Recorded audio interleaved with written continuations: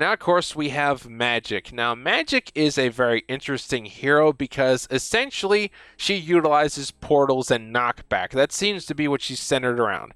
I have Kick Plus on KO, gain 123 block. It has knockback by default and deals a fair bit of damage. Quick Soul Slash, it has knockback, it's quick, it adds +1 moves per turn. Very useful to have that on there. And if target has stun, plus 246 damage. There were a lot of times where I had to use my move in game to shove the enemy into an object to stun them, so it made sense to put the plus 246 damage to stunned targets on here so that I could deal even more damage to them if I had to knock them into a generator, and this happened to be the other card that was available for her to play at the time. That's why I did it that way. Soul Blast Plus, forceful knockback on KO, gain 1 counter, and it's also quick. This is extremely useful, but you need to make sure you're knocking an enemy that can be KO'd into another enemy to ensure that they'll be KO'd in order to get a refunded card play. Trapdoor, move an enemy around the battlefield, apply 1 bleed. It does exactly what it says it does. You can move an enemy more towards a hazard or an environmental hazard that you can bring down on them, and it'll apply 1 bleed. That's the role I ended up going for on this one in order to maximize its effectiveness. Limbo's Grasp,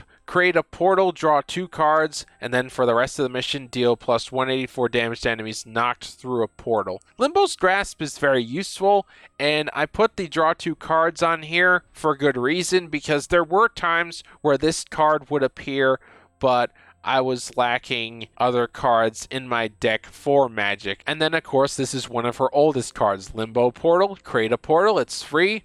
On redraw, +1 moves this turn. I just stuck redraws on this card. It's very basic. Having another redraw when using this card made sense because it's a free draw anyway. Gather. Now, I put the damage buff on Gather because it was very badly needed, and for this card, damage and move each enemy in an area towards its center. Increased area of effect. Essentially, what you do with this card is utilize it to draw the enemies into a group in closer proximity to one another. So another hero that has an area of effect ability, or if you can draw them into an environmental hazard that has area of effect, that's the other application in which you should use this ability for. And then, of course, Darkchild, gain 1 invulnerable, gain 1 counter, draw 2 cards. Drawing 2 cards on this made sense because there were times when I went to use this card and then I did not have any other Magik cards to draw, and I was in quite a bind. So that's the reason why draw 2 cards is on here.